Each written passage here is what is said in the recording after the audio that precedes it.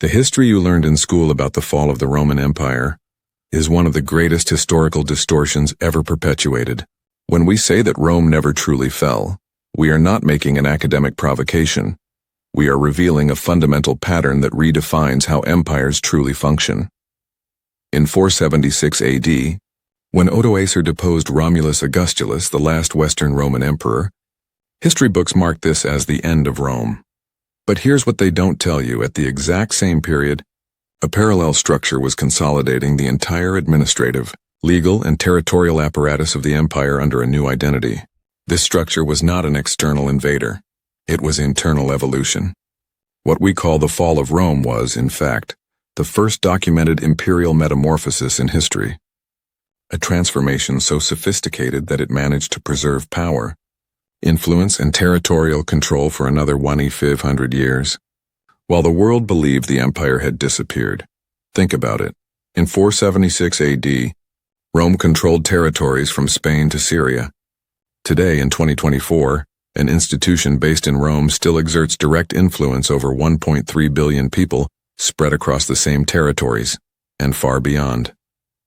This institution maintains embassies in 183 countries, owns one of the largest real estate portfolios in the world, and its decrees still influence national legislations. The difference is that this continuity of global power no longer operates through legions and aqueducts, but through dioceses and dogmas. The Roman Empire did not die. It metamorphosed into the Catholic Church, preserving its administrative structure, its territorial influence, and its power to shape civilizations. This is not a conspiracy theory. It is a documented historical pattern that repeats with mathematical precision. Spain lost its empire, but 500 million people still speak Spanish and follow Hispanic traditions. England lost its colonies, but London still controls the global financial system. The United States is declining, but Silicon Valley dominates the global digital infrastructure. Empires don't fall, they evolve. And understanding this imperial metamorphosis completely changes how we interpret power, influence, and control in the modern world. The transformation of Rome into the Vatican was not a historical accident. It was the most successful corporate restructuring in human history. When we analyze the structures side by side, the continuity is too impressive to be a coincidence. The Roman Empire operated through provinces administered by governors directly appointed by the emperor. Today, the Catholic Church operates through dioceses administered by bishops directly appointed by the Pope. The structure is identical. Only the titles have changed. Where Rome had prefects, the Church has cardinals.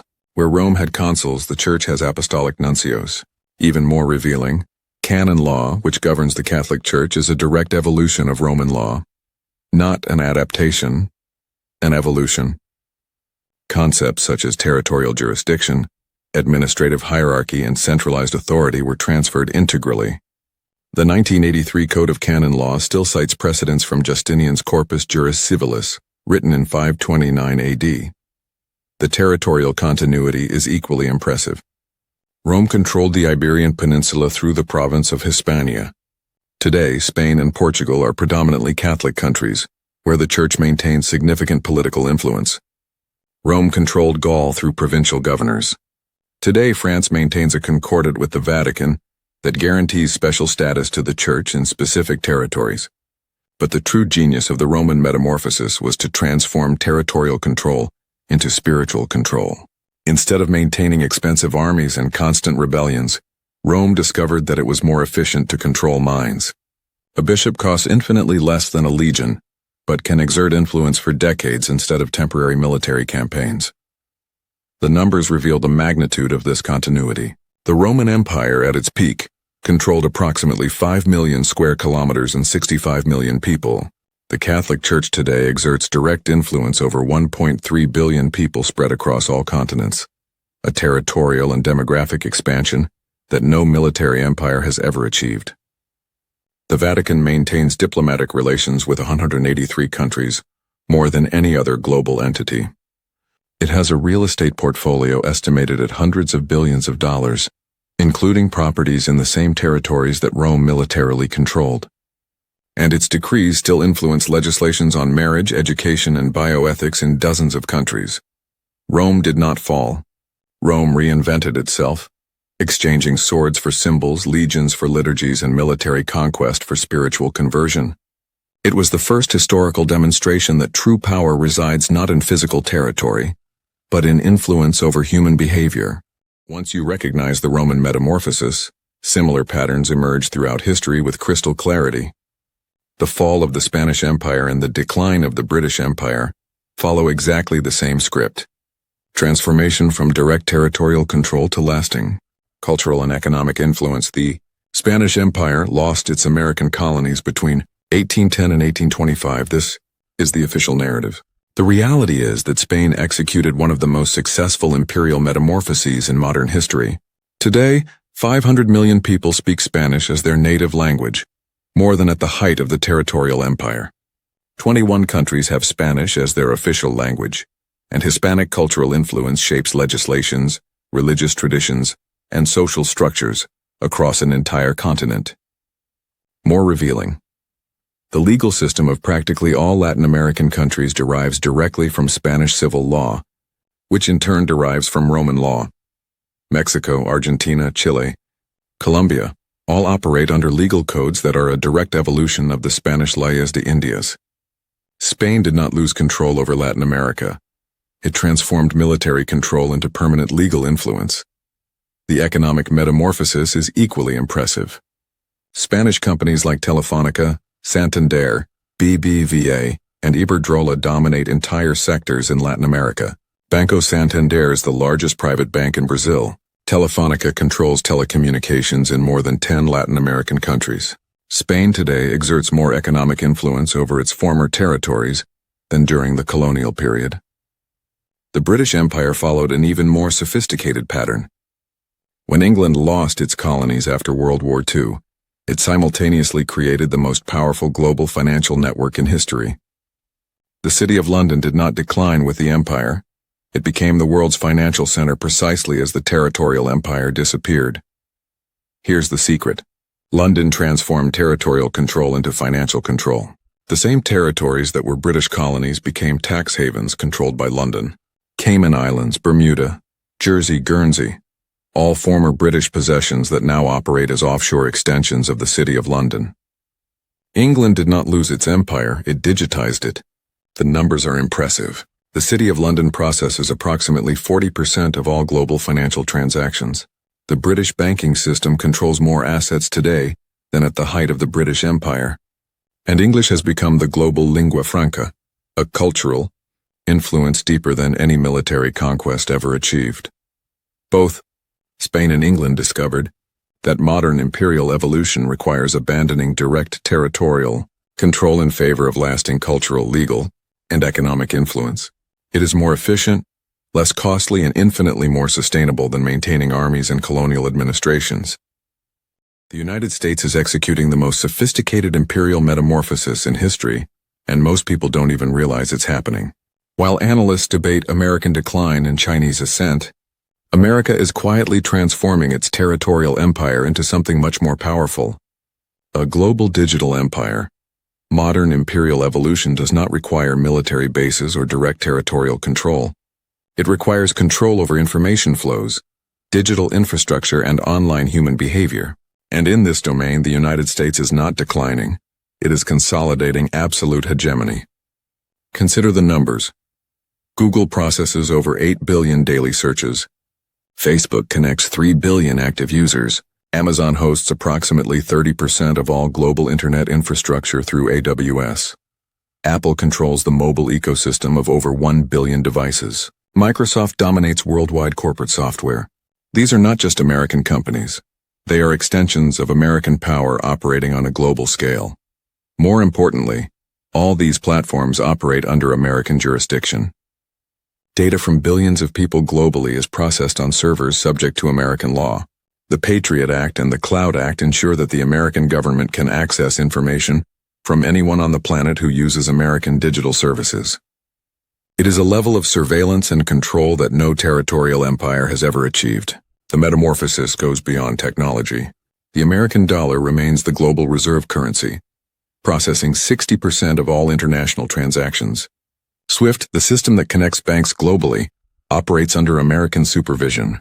When the U.S. imposes sanctions, they instantly affect any country or company that uses the global financial system. Hollywood continues to shape global culture through films and series that promote American values and perspectives.